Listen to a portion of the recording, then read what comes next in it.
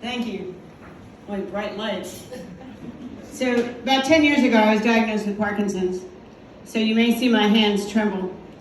It kind of knocked me for a loop for a while, but I decided to go to Google and look up funny Parkinson's. I found a comedian, Vicki Clapton, and she had decided to make up a list of things you could do if your hands trembled. I thought that was a good approach. So I started thinking of things you could do if you have hands that have a tremor in them. The first thing I thought of was I could work in a snow globe factory. Shake all the snow globes. Next thing I thought of was I could be a restaurant critic, specializing in restaurants that serve thick soup, pea soup, potato soup, peanut soup. If it falls off my spoon before I get it to my mouth, it's not thick enough.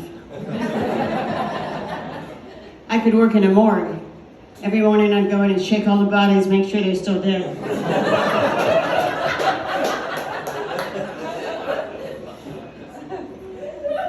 When I was about 12, my mother tried to teach me how to lie.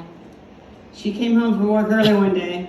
She went and lay down in her bed, and the phone rang. Now this was back in the day when a household only had one phone, and anybody could answer it. So I answered the phone. It was a friend of hers. So I went and asked her if she wanted to speak to her friend. And she said, "No, tell her I'm asleep."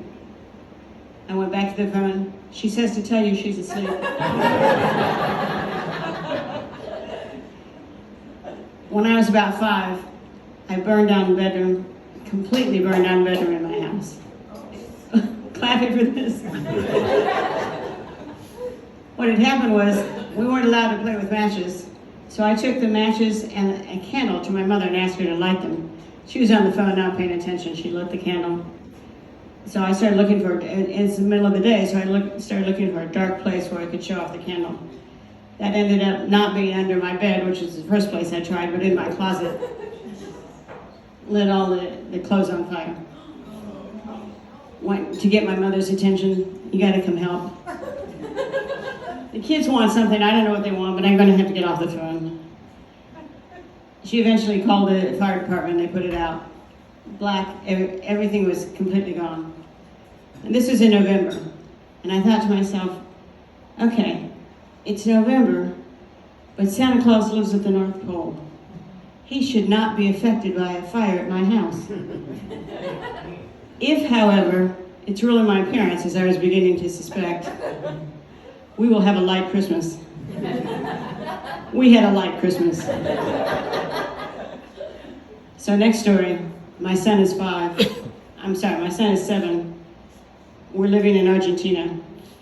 And I talked to my Spanish tutor, and she said, "Your son is 7, right?" And I said, "Yes, that's right." And she said, "Right now, all of his friends back in the United States are being told about Santa Claus by their older brothers and sisters. You must tell him, or he will be embarrassed when he gets back home and everybody knows and he doesn't know."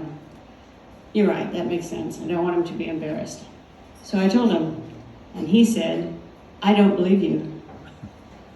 Now, I wasn't willing to go into the Tooth Fairy and Easter Bunny, so I didn't say, "Well, have I ever lied to you before?"